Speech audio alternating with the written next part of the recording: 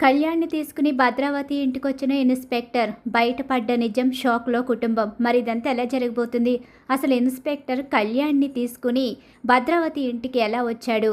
అసలు ఇన్స్‌పెక్టర్‌కి భద్రావతి గురించి ఎలా తెలుసు? మోపిదేవిలో ఉన్న ఇన్స్‌పెక్టర్ భద్రావతి ఇంటికి ఎందుకొచ్చాడు? అసలు ఏం జరిగింది తెలుసుకోవాలనుకుంటే వీడియోని చివరి వరకు మిస్ కాకుండా చూసేయండి. అలానే వల్లి నిజ స్వరూపం రామరాజు తెలుసుకోవాలని కోరుకునే వాళ్ళు మా వీడియోని తప్పకుండా లైక్ చేసేయండి. ఇక ఇన్స్‌పెక్టర్ ఫోన్ చేశాడన్న విషయం నర్మదికి ఫోన్ చేసి చెప్తుంది ప్రేమ అయితే. దాంతో నర్మద అలాగే వేదవతి కూడా టెన్షన్ పడతారు. ఇక్కడ చూస్తే ప్రేమ చాలా కంగారు పడుతూ ఉంటుంది. ఎందుకే కంగారు పడతావు? నువ్వేం కంగారు పడకు, ఏం కాదు. మోపిదేవు నుంచి ఇన్స్పెక్టర్ ఫోన్ చేసినంత మాత్రాన ఏమవుతుంది, నేను నీ వెనుకున్నాను అని చెప్పేసి ధీరజ్ అయితే చెప్తూ ఉంటాడు. అవును, ధీరజ్ నీ వెనుక ఉన్నాడు, నీకేం కాదు ప్రేమ, నువ్వు టెన్షన్ పడకు. ఎందుకంటే అసలు ఎందుకు ఫోన్ చేశారో ఇన్ని రోజుల తర్వాత అసలు ఫోన్ చేయాల్సిన అవసరం ఏంటో తెలుసుకుందాం. నువ్వు ఈ విషయాలు ఆలోచించి నిజాన్ని బయట పెట్టే పరిస్థితి తెచ్చుకోకు అని చెప్పి నర్మద వేదవతి కూడా చెప్తూ ఉంటారు. దానికి ఏదో ధైర్యం చెప్పాను కానీ నాకైతే చాలా కంగారుగా ఉంది.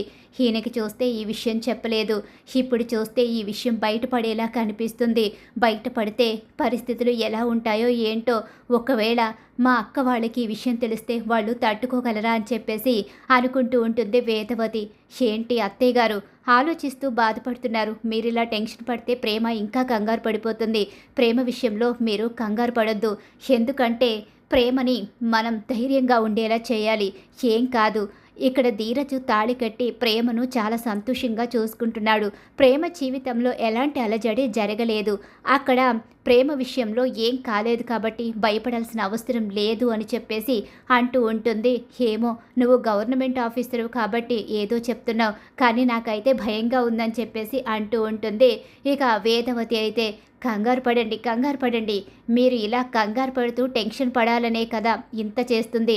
ప్రేమ గురించి నేను బయట పెట్టేస్తాను, అప్పుడు మీ పరిస్థితి ఏమవుతుందో చూడండి. ఖచ్చితంగా నేను బయట పెట్టి 2 కుటుంబాల మధ్య అగ్గి రాజేస్తాను. నా ప్లాను నేను మొదలు పెట్టాను కదా అని చెప్పేసి వల్లి అనుకుంటూ ఉంటుంది. ఒసే, ఏం చేశారే ప్లాన్ అంతా? అదేంటి, ప్లాన్ ఆల్రెడీ అమలవుతుంది కదా, మేము ఆల్రెడీ బయలుదేరిపోయాం కదా అని చెప్పేసి వాళ్ళు అంటూ ఉంటారు. సరే సరే, మనం అనుకున్నట్టుగా అక్కడ జరగాలి.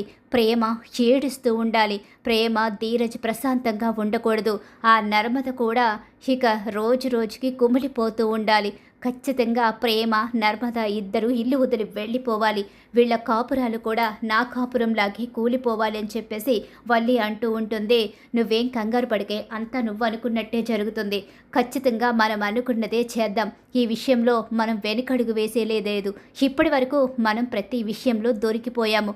వాళ్ళ చేత తన్నులు తిన్నాము, మాటలు పడ్డాము, ఎన్నో అవమానాలైతే ఎదుర్కొన్నాం. ఇక మీదట అవమానాలు వాళ్ళ సొత్తు, ఆనందం మన సొత్తు అవుతుంది. వల్లి ఇక నుంచి ప్రశాంతంగా ఉండడానికి ట్రై చేయి అని చెప్పేసి అంటూ ఉంటుంది.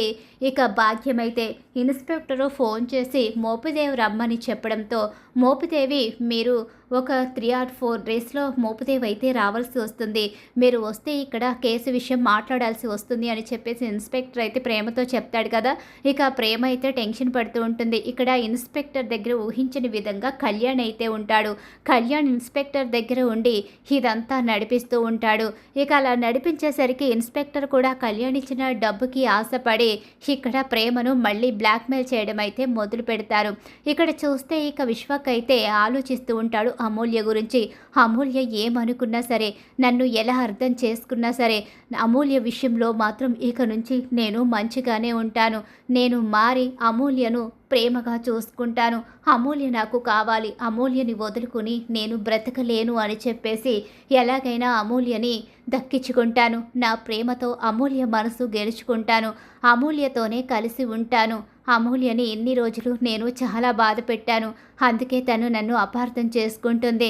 తను నన్ను అర్థం చేసుకునేలా చేసుకుని నా ప్రేమను తను తెలుసుకునేలా చేసుకుంటాను. ఈ ప్రేమ విషయంలో నాకెవ్వరూ అవసరం లేదు. నా అమూల్యను నా ప్రేమతో నా మనసు తనకు అర్థమయ్యేలా చేసుకుని తన మనసుని గెలుచుకుంటాను. ఇంతకాలం ఉన్న విశ్వక్ వేరు, ఇక నుంచి ఉండే విశ్వక్ వేరు. ఇంతకాలం ఆ కుటుంబం మీద పగ ప్రతీకారం తప్ప నాకంటూ ఏం తెలియకుండా పెరిగాను. చిన్నప్పటి నుంచి ఆ కుటుంబం మీద ఉన్న ద్వేషం తప్ప, ఆ కుటుంబం కుటుంబం గురించి నాకంటూ ఏమీ తెలీదు. కానీ ఇప్పుడు అర్థమైంది ఆ కుటుంబంలో వాళ్ళు ఎంతో మంచి వాళ్ళని, మంచి మనసున్న వాళ్ళని బాధపెట్టి నేను చాలా పెద్ద తప్పు చేశానని అర్థమవుతుంది. మా అత్తని అలాగే ఆ కుటుంబంలో వాళ్ళని నేను జాగ్రత్తగా చూసుకోవాలి అంటే అమూల్యని పెళ్లి చేసుకోవాలి. అమూల్యని పెళ్లి చేసుకుంటే ఈ రెండు కుటుంబాలు మళ్ళీ ఒకటవుతాయి. అప్పుడు ప్రేమ కూడా సంతోషంగా ఉంటుంది. నా చెల్లెలు ప్రేమ ఎలాగో ఆ కుటుంబంలోనే ఉంది. నా చెల్లెలు ప్రేమ మళ్ళీ ఈ కుటుంబానికి సంతోషంగా వస్తూ వెళుతూ ఉండాలి అంటే ఈ రెండు కుటుంబాలు కలవాలి. మా మధ్య ఉన్న పగలు ప్రతీకారాలు తగ్గాలి. కానీ అవన్నీ ఇప్పుడు తగ్గుతాయో లేదో నాకైతే తెలియదు. నేను మాత్రం ఎట్టి పరిస్థితిలోని కూడా అమూల్యనైతే వదులుకోను. అమూల్య నా జీవితంలో ఉండాల్సిందే. అమూల్య నాకే కావాలి. అమూల్యకు నేను క్షమాపణ చెప్తాను. మనస్ఫూర్తిగా నన్ను క్షమించమని అడుగుతాను అని చెప్పేసి అనుకుంటూ ఉంటాడు. ఇక విశ్వకు అమూల్యని ప్రేమించి పెళ్లి చేసుకోవాలని నిర్ణయించుకుంటాడు. ఆ కుటుంబంతో తను కూడా కలిసి సంతోషంగా ఉండాలని నిర్ణయించుకుంటాడు. ఎందుకంటే ఆ కుటుంబంలో ఉన్న నవ్వులు సంతోషాలు ఏ రోజు తన కుటుంబంలో తనకి కనిపించలేదు. తన కుటుంబంలో పగ ప్రతీకారం తప్ప ఎలాంటి శుభకార్యము జరగలేదు. అలాగే ఇక ఆ కుటుంబంలో ఎప్పుడు చూసినా శుభకార్యాలు జరుగుతూ పండగలు బాగా చేసుకుంటూ వాళ్ళందరూ సంతోషంగా ఉన్నారు. ఉమ్మడి కుటుంబంగా కలిసి ఎప్పుడు హ్యాపీగా బ్రతుకుతున్నారు. అలాంటి సంతోషాలు లేని ఈ జీవితం ఎందుకు అని చెప్పేసి విశ్వకైతే ఆలోచించుకుంటూ ఉంటాడు. ఇలా విశ్వకులో అయితే పూర్తి మార్పు వస్తుంది. మేనత్త మాటలకు ప్రభావితమైన మనసు మారి మంచి వైపు అడుగులు వేస్తూ ఉంటుంది విశ్వక్ మనసు. విశ్వకు తల్లి మాటలు, నానమ్మ మాటలు వినడం మొదలు పెడతాడు. నానమ్మకి తల్లికి సపోర్ట్ చేస్తూ భద్రావతికి ఎదురు తిరుగుతూ ఉంటాడు. ఏంట్రా వీడు జైలుకి వెళ్లకుండానే వీడి ప్రవర్తనలో ఏదో మార్పు కనిపిస్తుందేంటి? ఏం లేదులే అక్క, వాడు డిస్టర్బెన్స్లో ఉన్నాడు. జైలుకు వెళ్ళవలసిన పరిస్థితి వస్తుందేమో, ఎలాగైనా శిక్ష పడుతుందేమో అని భయపడ్డాడు. కానీ శిక్ష పడకుండా బయటకు వచ్చాడు కదా, కొన్ని రోజులకి వాడే మామూలు అవుతాడులే, ప్రస్తుతానికి వాడిని వదిలేయక్క అని చెప్పి అంటూ ఉండగానే ఈలోగా ఇక్కడ ఇన్స్పెక్టర్ అయితే మాత్రం ఇప్పుడు ఏం చేయాలి కళ్యాణ్? మనమైతే వాళ్ళకి ఫోన్ చేసాం, రమ్మనైతే చెప్పాము. ఇక్కడికి వచ్చిన తర్వాత ఏంటి పరిస్థితి? మనం ఇప్పుడు వాళ్ళు ఇక్కడికి వస్తారని ఎదురు చూడడం కాదు, మనం ఒక పని చేయాలి. వాళ్ళ ఇంటికే వెళ్ళాలి. ఆ ప్రేమ ఇంటికి వెళ్ళాలి. ప్రేమ సంతోషంగా వాడితో కాపురం చేసుకుంటుందా? నేను మాత్రం ఇలా బికారి వాళ్ళ తిరుగుతూ ఉండాలా? పోలీసులు ఎక్కడ పట్టుకుంటారో నా జీవితం ఏమైపోతుందని నేను ఊరూరు తిరుగుతూనే వచ్చాను. అప్పటి నుంచి పారిపోతూనే ఉన్నాను. ఇక ఈ కళ్యాణ్ పారిపోడు. ఇక ఆ ప్రేమని ధీరజ్ని పరుగులు పెట్టిస్తాడు. అసలు ప్రేమ ధీరజు ఎలా పెళ్లి చేసుకున్నారో, ప్రేమ ఏం చేసి నాతో వచ్చేసిందో ఇదంతా కూడా వాళ్ళకి తెలిసేలా చేయాలి కదా. అది నువ్వే చెయ్యాలి, నేనేలా చేయగలను? నువ్వు నన్ను పట్టుకుని వాళ్ళ ఇంటికి తీసుకువెళ్ళినట్టుగా తీసుకుని వెళ్ళాలి. అక్కడ ఏం జరిగిందో, ఇక ప్రేమ ఏ పరిస్థితిలో ఆ ధీరజ్ గారి చేత తాళి కట్టించుకుందో అదంతా కూడా ఆ కుటుంబం ముందు బయటపడాలి. అప్పుడు కదా దాని పరువు రోడ్డున పడి దాని అత్తవారింట్లోంచి దాన్ని గెంటేస్తారు. అప్పుడు పుట్టింటి వాళ్ళు అత్తింటి వాళ్ళు కూడా ఏడుస్తూ ఉంటారు. ఆ ధీరజ్ ప్రేమ ఇద్దరూ కూడా ఇక ఎప్పుడు ఏడుస్తూ విడిపోయి బ్రతుకుతారు. ప్రేమ జీవితంలో సంతోషం ఉంటే ఈ కళ్యాణ్ గారి జీవితానికి అర్థం లేదు. 15 లక్షలకి అమ్మేసి డబ్బు తీసుకుని హ్యాపీగా బ్రతకాలి అనుకున్న నన్ను రోడ్డుల పాలు చేసింది. చివరకు దాని మొగుడుతో కొట్టించి నన్ను ఊరే వదిలి పారిపోయేలా చేసింది. కానీ దాన్నెలా వదిలేస్తాను నేను? వదిలిపెట్టను అని చెప్పేసి కళ్యాణ్ అయితే అంటూ ఉంటాడు. ఇక సరే అయితే నెక్స్ట్ స్టెప్ ఏంటనేసరికి ఇంకేముంది, ముందు అక్కడ భద్రావతికి ఫోన్ చేయి. వాళ్ళ ఫ్యామిలీ చాలా పెద్ద ఫ్యామిలీ, పరువు పోతుంది అంటే వాళ్ళు ఎంతకైనా తెగిస్తారు, ఎంత డబ్బైనా ఇస్తారు అని చెప్పేసి అంటూ ఉండగానే భద్రావతికి ఇన్స్పెక్టర్ ఫోన్ చేస్తాడు. హలో మేడం, మీరు భద్రావతి గారేనా? అవును భద్రావతియే, మీరెవరు అని చెప్పి అంటూ ఉండగానే నేను మోపిదేవి నుంచి ఇన్స్పెక్టర్ని మాట్లాడుతున్నాను. మోపిదేవి నుంచి ఇన్స్పెక్టరా? మాతో పనేంటి అని చెప్పేసి భద్రావతి అంటూ ఉంటుంది. మీతో ముఖ్యమైన పనుంది. మీ మేనకోడలు ప్రేమ గురించి మీతో మాట్లాడాలి. ఏంటి? నా మేనకోడలు ప్రేమ గురించి మోపిదేవి నుంచి నువ్వు మాట్లాడడం ఏంటి? ఏమైంది ఇంతకీ? నా మేనకోడలు గురించి నాతో ఏం మాట్లాడాలి అని చెప్పేసి అంటూ ఉండగానే భద్రావతి గారు, మీరు నాకు ఇప్పుడు కొంత డబ్బు పంపించండి. ఎందుకంటే ఒక ముఖ్యమైన విషయం డీల్ చేయడానికి రావాల్సిన పరిస్థితి వచ్చింది. మీ మేనకోడలు గురించి ఒక ముఖ్యమైన విషయం చెప్పాలి. మీ మేనకోడలు విషయంలో జరిగిన ఒక సంఘటన మీకు తెలియకుండా పోయేలా ఉంది. అందుకే చెప్పాలి. ఆ ముఖ్యమైన వ్యక్తిని కూడా నేను తీసుకొస్తున్నాను. డబ్బు పంపించండి. నోరు మీరా, ఎవరు నువ్వు? ఈ భద్రావతి దగ్గరే మోసం చేసి డబ్బు గుంజాలి అని చూస్తున్నావా? ఎట్టి పరిస్థితిలోని కూడా నేను డబ్బులు ఇచ్చే ప్రసక్తే లేదు. డబ్బు ఎందుకు ఇస్తాను? నువ్వెవడివి? నా మేనకోడల మీద నింద వేయడానికి? నోరు మూసుకు ఫోన్ పెట్టేరా. హలో, నా దగ్గర సాక్ష్యం ఉంది. సాక్ష్యాన్ని చూపించి ఫోన్లో వీడియో పెట్టమంటారా అని చెప్పేసి అంటూ ప్రేమ కళ్యాణ్ దిగిన ఒక ఫోటోని ఫోన్లో పంపిస్తాడు. షాక్ అయిపోయి ఉండిపోతుంది భద్రావతి. ఎవడ్రా నువ్వు? ఎందుకురా ఇదంతా చేస్తున్నావు అని చెప్పేసి అంటూ ఉండగానే, నేను చెప్పిన డబ్బు ముందు నాకు పంపిస్తే నేను వీడిని తీసుకుని మీ ఇంటికి వస్తాను. అప్పుడు జరిగిన విషయం మొత్తం మనం మాట్లాడుకుందాం అని చెప్పేసి ఆ ఇన్స్పెక్టర్ అయితే అంటూ ఉంటాడు. ఎమ్మటినే డబ్బు అనేది వేస్తుంది ఇక భద్రావతి అయితే. అలా డబ్బు వేయడంతో ఇంకా అక్కడి నుంచి ఏంటి నెక్స్ట్ స్టెప్? డబ్బు అయితే వచ్చేసింది. పద ఇంకా ఆ ఇంటికి వెళ్ళి ఆ ప్రేమ పరువు తీయడమే కదా మన లక్ష్యం. ప్రేమ పరువుని తీసి దాన్ని రోడ్డున పడేస్తేనే కదా ఈ కళ్యాణ్ గడికి మనశ్శాంతి ఉంటుంది అని చెప్పేసి అంటూ ఉంటాడు. సరే పద అని చెప్పేసి బయలుదేరుతారు. ఏమైందక్క? ఏం జరిగింది? ఎవరు ఫోన్లో మాట్లాడింది? ఎవరికి డబ్బు పంపించావు? ఏమోరా, మన ప్రేమ గురించి ఏదేదో మాట్లాడుతున్నాడు. పైగా ఇదిగో ఈ ఫోటో కూడా పంపించాడు అని చెప్పి అంటూ ఉండగానే సేన, శారద, అలాగే ఇక ప్రేమ వాళ్ళమ్మ, విశ్వక్ అందరూ కూడా షాక్ అయిపోయి ఉండిపోతారు. ఏంట్రా ఇదంతా? నాకేమీ అర్థం కావడం లేదు. వీడెవడ్రా? ప్రేమ ధీరజనే కదా ప్రేమించి పెళ్లి చేసుకుంది కదా. మళ్ళీ మధ్యలో వీడెక్కడి నుంచి వచ్చాడు? ఇప్పుడు ఈ విషయాలు బయటపడితే ఆ రామరాజు కుటుంబం ముందు మన పరువు పోతుంది కదా. ధీరజ్గాడు మన నెత్తెక్కి కూర్చుంటాడు. అసలు ప్రేమకి వీడికి పరిచయం ఏంట్రా? నాకేమీ అర్థం కావడం లేదు అని చెప్పేసి అంటూ ఉండగా, ఏమో అక్క, నాకు చాలా కంగారుగా ఉంది. అసలు ఏం జరుగుతుందో నాకేమీ అర్థం కావడం లేదక్క. భయం వేస్తుంది. నా కూతురు బ్రతికి ఎటు వెళ్ళిపోతుందని. ఇప్పటికే అది ఆ ఇంటి కోడలుగా వెళ్ళి సగం జీవితాన్ని నాశనం చేసుకుంది. ఇప్పుడు ఇలాంటిది ఏదైనా బయటపడితే అటు అక్కడ లేకుండా ఇటు ఇక్కడ కాకుండా మధ్యలో అదేమైపోతుందో ఏంటో అని భయంగా ఉందని చెప్పేసి సేన అంటూ ఉంటాడు. నువ్వేం కంగారు పడకరా, ఈ భద్రావతి చూసుకుంటుంది. ఏం జరిగినా నువ్వు టెన్షన్ పడాల్సిన అవసరం లేదు. వాడు ఇంటికి వస్తానన్నాడు కదా, అప్పుడే నేను తేల్చుకుంటాను అని చెప్పేసి అంటూ ఉంటుంది భద్రావతి అయితే. ఇలా భద్రావతి చెప్తూ ఉండగానే ఇక ఇన్స్పెక్టర్ అయితే బయలుదేరుతాడు. ఇక్కడ ప్రేమ టెన్షన్ పడుతూ ఉంటుంది. ధీరజు ప్రేమకి నచ్చ చెప్తూ ఉంటాడు. వీళ్ళ టెన్షన్ చూసి శ్రీవల్లి తెగ చిందులు వేసేస్తూ సంబరపడిపోతూ ఉంటుంది లోపల. నా కాపురాన్ని చెడగొట్టి ఇద్దరు ప్రశాంతంగా బ్రతుకుదామనుకున్నారా? ఈ వల్లి ఎలా ప్రశాంతంగా ఉండనిస్తుంది? ఈ వల్లిలో మార్పు రాదు. మీ జీవితాల్ని ఎప్పటికీ కూడా ప్రశాంతంగా ఉండనివ్వదు. పైగా నువ్వు నోటికి చిక్కిన మేక పిల్ల లాంటివి. కాబట్టి నేనేం చేస్తానో నీ ఊహకి కూడా అందదు అని చెప్పి అనుకుంటూ ఉంటుంది. అలా కళ్యాణం ఇన్స్పెక్టరు బయలుదేరి భద్రావతి ఇంటికి రానే వస్తారు. ఇన్స్పెక్టర్, అసలు ఏంటి ఇదంతా?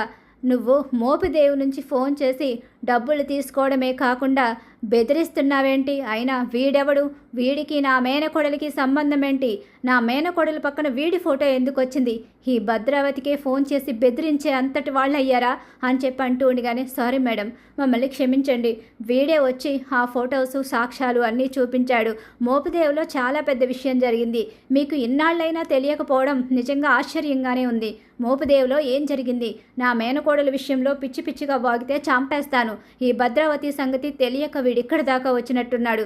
ఈ భద్రావతి గురించి తెలిస్తే వీడు కనీసం ఈ ఊరి పొలిమేరల్లో కూడా అడుగు పెట్టలేడు అని చెప్పేసి అంటూ ఉండగానే, హలో మేడం, నేను ఈ ఊరి పొలిమేరల్లోనే కాదు మీ ఇంట్లోనే అడుగుపెట్టి మీ మేనకోడల్ని తీసుకుని వెళ్ళిపోయింది నేనే. ఏం మాట్లాడుతున్నావురా? నా మేనకోడలు ఆ ధీరజని పెళ్లి చేసుకుంది. నువ్వు తీసుకుని వెళ్ళిపోయానంటావేంట్రా? పిచ్చి పిచ్చిగా వాగుతున్నావా? చంపేస్తాను నిన్ను అని చెప్పేసి అంటూ ఉంటుంది. ఈలోగా సేన కూడా తిరగబడే ప్రయత్నం చేస్తాడు. ఏంటండి దౌర్జన్యం చేస్తున్నారేంటి? జరిగిన విషయం మీకు తెలియకపోతే చెప్పేటప్పుడు తెలుసుకోవాలి. అక్కడ చాలా పెద్ద సీన్ జరిగింది. ఆ విషయాలేమీ మీకు తెలియకుండా మీ మేనకోడలు దాచిపెట్టినట్టుంది. వీడు ఒక దుర్మార్గుడు. వీడు మీ మేనకోడల్ని ప్రేమించానని నమ్మించాడు. వీడు కూడా మీ మేనకోడలు పెళ్లి టైంలో పారిపోయి వచ్చేసింది అని చెప్పనేసరికి షాక్ అయిపోయి ఉండిపోతారు. మరి ఆ ధీరజ్ గాడు ప్రేమించానని పెళ్లి చేసుకున్నానని చెప్పారు. అదంతా అబద్ధం. ఆ ధీరజ్ గాడు చివరి నిమిషంలో ప్రేమ మెడలో తాళి కట్టాడు. కానీ వీడే ప్రేమించింది, వీడి కూడానే ఇక మీ మేనకోడలు వెళ్ళిపోయిందని చెప్పి అనేసరికి ఒక్కసారే షాక్ అయినా ఇక భద్రావతి అయితే సేన ముందు ప్రేమని పిలువు అని చెప్పి అంటూ ఉంటుంది. ఇక ఒక్కసారే ప్రేమని పిలిచేసరికి ప్రేమ కంగారు పడుతూ ఎందుకు నాన్న ఎందుకు పిలుస్తున్నారు అని చెప్పి అనేసరికి సరే వెళ్ళు, ఎందుకు పిలుస్తున్నాడో నీకే తెలుస్తుంది కదా, ఏదైనా గొడవ అయితే నన్ను పిలు, అప్పుడు చెప్తాను వాళ్ళ పని అని చెప్పి అంటూ ఉంటాడు ధీరజ్. లోపలికి వెళ్ళేసరికి కళ్యాణ్ని ఇన్స్పెక్టర్ని చూస్తుంది. ఒక్కసారే కళ్యాణం ఇద్దరు కూడా అలా చూస్తూ ఉండిపోతారు. ఏంటే వీడేదేదో మాట్లాడుతున్నాడు, వీడు నిన్ను ప్రేమించాడంట, ఆ ధీరజ్ గాడు పెళ్లి చేసుకున్నాడంట, వీడు పిచ్చి పిచ్చిగా వాగుతున్నాడేంటి, వీడు ఎవడు, అసలు వీడికి నీకు సంబంధం ఏంటి, ఎందుకు ఈ కుటుంబం బరువుని ఇలా తీస్తున్నారు అని చెప్పి అంటూ ఉండగానే నన్ను ప్రేమించి వాడిని పెళ్లి చేసుకుని సంతోషంగా ఉందామనుకున్నావని చెప్పి లేనిపోని మాటలన్నీ అంటూ ధీరజ్కి తనకి లేనిపోని సంబంధాలు అంటగడతాడు. నోరు ముయిరా దుర్మార్గుడా, నీ కారణంగానే కదా నా వాళ్ళని ఎదిరించి నీతో పారిపోయి వచ్చాను, నిన్ను నమ్మి మోసపోయాను, నువ్వు అమ్మాయిల్ని అమ్ముకునేవాడివని తెలియక నిన్ను నమ్మి నీ వెంట వచ్చినందుకు నన్ను అమ్మేయాలని చూశావు, నా జీవితాన్ని నాశనం చేయాలని చూశావు, నా కుటుంబం తలదించుకునే పరిస్థితి తీసుకొచ్చి నీ కూడా నేను పారిపోయి వచ్చినందుకు చివరికి నా బ్రతుకు మీదే దెబ్బ కొట్టాలని చూశావు.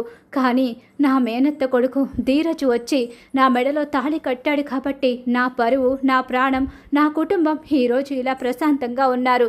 లేకపోతే అప్పటికప్పుడే నేను చనిపోయి ఉండేదాన్ని. నా గురించి తెలుసుకున్న నా కుటుంబం గుండె ఆగిపోయేది. ఈ విషయాలేమీ చెప్పకుండా కేవలం నేను నిన్ను ప్రేమించానని చెప్పి అబద్ధం చెప్పి వీళ్ళని మరో రకంగా ధీరజ్ మీదకి ఉసిగలపాలని చూస్తున్నావా? ఏం మాట్లాడుతున్నావే ప్రేమ, పిచ్చి పిచ్చిగా ఉందా, ఏదేదో మాట్లాడతావేంటే అని చెప్పి అంటూ ఉండగానే లేదత్తా, నేను మాట్లాడేది నిజం, వీడు నన్ను మోసం చేశాడు, ప్రేమించానని వీడిని నమ్మి నేను ఇంట్లోంచి వెళ్ళిపోయాను, వీడు చనిపోతానని చెప్పి బెదిరించడంతో వీడు కూడా వెళ్ళిపోయాను. వీడే ఆ 7 వారాల నగలు తీసుకుని పారిపోయినోడు కూడా. వీడి వెంటపడి ధీరజు ఆ నగల్ని కూడా తీసుకొచ్చి మీ చేతిలో పెట్టాడు. అత్త ఆ రోజు మోపదేవి గుడికి వచ్చి వాళ్ళు పూజ చేయించుకుంటూ ఉన్న సమయంలోనే నా గురించి వాళ్ళకు తెలిసింది. ధీరజ్కి నాకు ఒకరంటే ఒకరికి పడేది కాదు, ఇద్దరం శత్రువుల్లా ఉండేవాళ్ళం. కానీ తల్లి మాటని కాదనలేని ధీరజు నా మెడలో తాళి కట్టి మన కుటుంబం పరువుని కాపాడాడు. అత్త ధీరజ్ కలిసి నా ప్రాణాల్ని, నా పరువుని కాపాడారు. ఈరోజు వాడు నన్ను ప్రాణంలా చూసుకుంటున్నాడు. వాడికి నేనంటే ఇప్పుడు ప్రాణం. మన కుటుంబం పరువు పోకుండా వాళ్ళు కాపాడుకుంటూ ఇప్పటి వరకు ఈ నిజాన్ని మావయ్యకి కూడా చెప్పకుండా దాచిపెట్టారు. నేను ఎక్కడ బాధపడతానో అని ఈ నిజాన్ని 3వ కంటికి తెలియనివ్వకుండా ధీరజ్, అత్త, నర్మదక్క కూడా ఇప్పటి వరకు దాచిపెడితే ఇప్పుడు వీడొచ్చి మీకు తెలిసేలా చేశాడు. ఇన్ని గొడవలైనా ఏ రోజైనా ఆ విషయం గురించి మాట్లాడారా? నేనైనా నిజం చెప్పడానికి ట్రై చేశాను, కానీ అత్త కానీ అలాగే ధీరజ్ కానీ ఈ నిజాన్ని ఎక్కడా బయటపడలేవలేదు. అది వాళ్ళ సంస్కారం. కానీ వీడి కారణంగా ఈరోజు మీకు నిజం తెలిసే పరిస్థితి వచ్చింది. ఇక నిర్ణయం మీకే వదిలేస్తున్నాను. ఆ కుటుంబం ఎలాంటిదో ఇప్పటికైనా మీకు అర్థమై ఉంటుంది. ధీరజు చాలా మంచివాడు. వాడు నన్ను ప్రేమించకుండానే ద్వేషిస్తూనే పెళ్లి చేసుకుని ఈరోజు వాడి ప్రాణంలా నన్ను చూసుకుంటూ ఉంటే మళ్ళీ వీళ్ళు నా జీవితంలోకి వచ్చి నా జీవితాన్ని నాశనం చేయడం కోసమే వీడు కంకణం కట్టుకుని ఇక్కడి దాకా వచ్చాడు. నువ్వు భద్రావతివి, నువ్వేంటో వీడికి తెలిసేలా చెయ్యి. అప్పుడు మన కుటుంబాల మధ్య ఉన్న పగ సంగతి చూద్దాం. నీ మేనకోడలి భవిష్యత్తుని నాశనం చేసి మన కుటుంబం పరువుని తీయాలని చూశాడు వీడని చెప్పేసి ప్రేమ మొత్తం నిజాలన్నీ కూడా బయట పెట్టేస్తుంది. ప్రేమ ఎప్పుడైతే అలా నిజాలు బయట పెడుతుందో ఆ కుటుంబం ఒక్కసారి కుప్పకూలిపోతుంది. సేన, అలాగే భద్రావతి, శారద, అలాగే ప్రేమ తల్లి విశ్వక్ అందరూ కూడా షాక్ అయిపోతారు. అసలు ఇంత పెద్ద నిజం వాళ్ళ కడుపులో దాచుకుని ఇంతకాలం ఎన్ని మాటలన్నా సరే ఆ ధీరజు తలదించుకుని నిలబడ్డాడు. ఎన్ని మాటలన్నా దానికి తగ్గ సమాధానం చెప్పాడు. కానీ నీ విషయంలో వాడెప్పుడూ బయట పెట్టలేదు. వాడు ఎంత గొప్పవాడే, చిన్నవాడైనా ఎంత గొప్పగా ఆలోచించాడు. వాడి ముందు నా పెద్దరికం తలదించుకుని నిలబడే పరిస్థితి వచ్చింది. చిచ్చి, ఏం బ్రతుకుతున్నాం మేము. అవునే, ఇక మీరు పగ ప్రతీకారం అంటూ రగిలిపోతూ వాళ్ళ జీవితాల మీద ముద్ర వేయాలని చూశావు. కానీ చిన్నవాడైనా ఈ కుటుంబం పరువు కాపాడి మన జీవితాల్ని నిలబెట్టాడు వాడు అని చెప్పేసి శారద అంటూ ఉంటుంది. అలా నిజమైతే తెలుస్తుంది. ఇన్స్పెక్టర్, నీకు డబ్బు నేను ఇస్తాను. వీడిని అరెస్టు చేసి జైల్లో ప్రతిరోజు లాఠీ దెబ్బలు తినాలి, వీడు చావకూడదు, అలాగా ఎందుకు బ్రతుకున్నానా అని అనుకుంటూ ఉండాలి. వీడు మాత్రం నాకు ప్రతిరోజు దెబ్బలతో షేడిస్తూ కనిపించాలి. వీడు బయట కనిపిస్తే ఇన్స్పెక్టర్ నీ ఉద్యోగం ఊడిపోతుందని చెప్పేసి భద్రావతి ఇన్స్పెక్టర్కి షాక్ ఇస్తుంది. కళ్యాణ్కి పెద్ద షాక్ ఎదురవుతుంది. మరి ఖచ్చితంగా రాబోయే కథలు ఇలా అయితే జరగబోతుంది. ఇలానే జరగాలని మీరు కోరుకుంటున్నారా? అయితే వీడియోని తప్పకుండా లైక్ చేయండి. మీరు ఇచ్చే ఒక్క లైక్ సపోర్ట్ అండ్ ఎంకరేజ్మెంట్గా ఉంటుంది.